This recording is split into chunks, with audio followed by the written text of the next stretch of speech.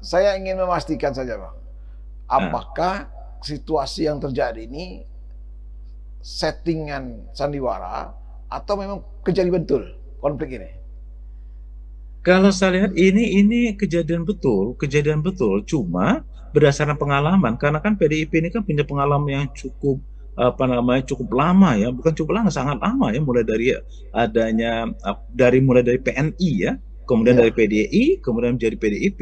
Mereka kan merupakan partai yang selalu oposisi terus ya dalam situasi Hmm. seperti itu gitu loh. Dan dia tahu bagaimana keadaan dia menggunakan pencitraan-pencitraan pemerintah itu untuk dijadikan bumerang bagi pemerintah. Makanya dia tidak terlalu keras.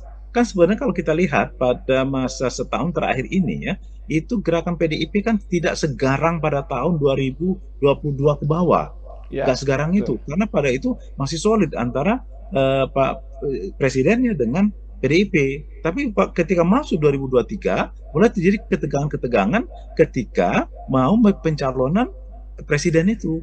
Di sana mulai terjadi ketegangan gitu loh. Mhm. Nah, cuma permasalahan mereka sadar betul bahwa ini kan adalah partai politik.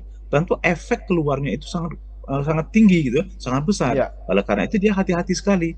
Berhati-hati sekali kan tidak seperti itu kan biasanya kan juru-juru bicara mereka kan agak kencang gitu ngomongnya.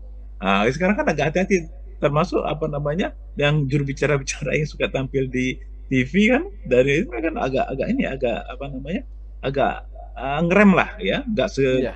seganas yang dahulu gitu ya. Nah gitu. Cuma kita lihat terakhir ya, ini apa namanya pada waktu debat terakhir yang kemarin ya, itu kan kelihatan sekali Ganjar progresif ya, dan dia mempelajari betul. Nah dengan hal tersebut kan dia ini apa namanya kelihatan ininya wujud apa ciri PDIP-nya itu kelihatan muncul. PDIP itu kan sebenarnya garang kan, nah, gitu loh ya, garang dalam pengertian positif ya. Dia garang dia, keras tegas gitu. Nah tapi melihat situasi yang ini istilahnya itu model-model yang flamboyan, nah itu hati-hati gitu ya. Ini karena berbahaya bisa dibalik ya peristiwanya itu kan. Nah, oleh karena itu maka mereka pada waktu kemarin itu tepat ya itu dengan menggunakan data sehingga ketika pada waktu debat kemarin dengan data-data yang jelas, yang tegas dan sumbernya yang ini mungkin udah betul-betul disiapkan ya, dia hantam betul yaitu ya apa namanya Pak Prabowo. Nah, seperti itu.